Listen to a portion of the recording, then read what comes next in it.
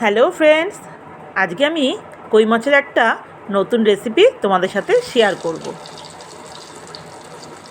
প্রথমে আমি কই মাছগুলোকে ভালো করে ধুয়ে নুন, হলুদ এবং লঙ্কার গুঁড়ো মাখিয়ে কিছুক্ষণ রেখে দিয়েছিলাম।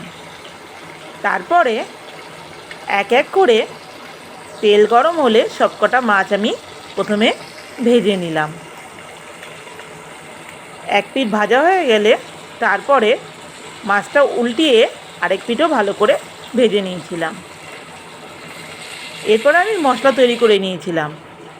দেখতেই পাচ্ছ, এই মিক্সি জারের মধ্যে আমি দিয়েছিলাম একটু আদা, রসুন, পেঁয়াজ, একটা কাঁচা লঙ্কা এবং টমেটো দিয়ে পুরো মশলাটা বেটে নিয়েছিলাম। তারপরে মাছ ভাজার পরে যে তেলটা ছিল সেই তেলের মধ্যেই আমি তেজপাতা, সাদা জিরে এবং শুকনো লঙ্কা ফোড়ন দিয়ে একটু কুচনো পেঁয়াজ দিয়ে ভালো করে নেড়ে চেড়ে নিয়েছিলাম। একটু লাল লাল হওয়ার পরে পেঁয়াজটা আমি সমস্ত মশলাটা তেলের মধ্যে ফোড়ন দিয়ে দিয়েছিলাম। মশলাটাকে প্রথমে ভালো করে একটু কষিয়ে নিতে হবে, যাতে মশলার যে কাঁচা গন্ধটা থাকে সেটা চলে যায়। দেখতেই পাচ্ছ, মশলাটা আমি ভালো করে প্রথমে কষিয়ে নিচ্ছিলাম।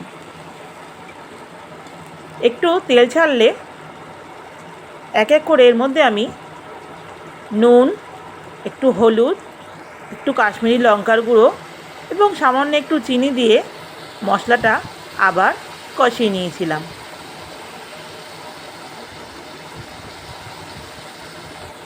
মশলাটা ভালো করে নাড়াচাড়া করলাম প্রথমে, তারপরে সামান্য একটু জল দিয়ে মশলাটা আরেকটু কষিয়ে নিয়েছিলাম।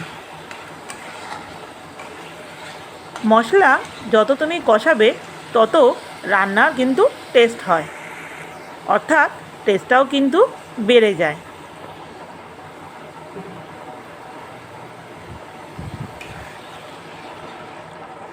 এই জল দেওয়ার পরে মশলাটাকে ভালো করে আরেকটু কষিয়ে নিতে হবে, যতক্ষণ না মশলার গা থেকে তেল ছাড়ছে।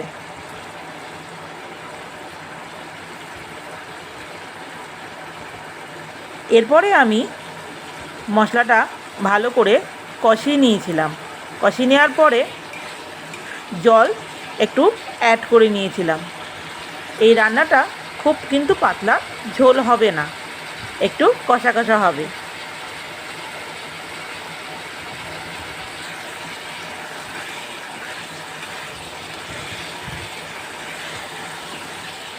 মশলাটা ভালো করে কষিয়ে নেওয়ার পরে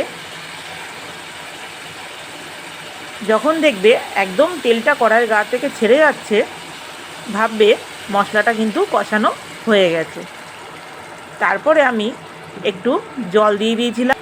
জলটা ভালো করে একটু ফোটাতে হবে, অর্থাৎ যে গ্রেভিটা আমি রেডি করছি মাছগুলো দেওয়ার জন্য, গ্রেভিটা ভালো করে ফুটলে তবেই কিন্তু মাছটা দিতে হবে। এরপরে আমি এক এক করে কই মাছগুলো দিয়ে ফুলে গ্যাস করে ভালো করে মাছটা ফুটিয়ে নিয়েছিলাম। ব্যাস হয়ে গেল। এরপরে আমি সামান্য একটু গরম মশলা উপর থেকে ছড়িয়ে মাছটা নামিয়ে নিয়েছিলাম। আজকে একটু কই মাছের অন্যরকম রান্না করেছিলাম কই মাছটা দিয়ে, সেটাই তোমাদের সাথে শেয়ার করলাম। কই মাছের এই রেসিপিটা তোমাদের কেমন লাগলো অবশ্যই আমাকে জানিও কমেন্ট করে। আর ভালো লাগলে অবশ্যই লাইক করে দিও এবং সাবস্ক্রাইব করো। টাটা সবাইকে। সবাই খুব ভালো থেকো।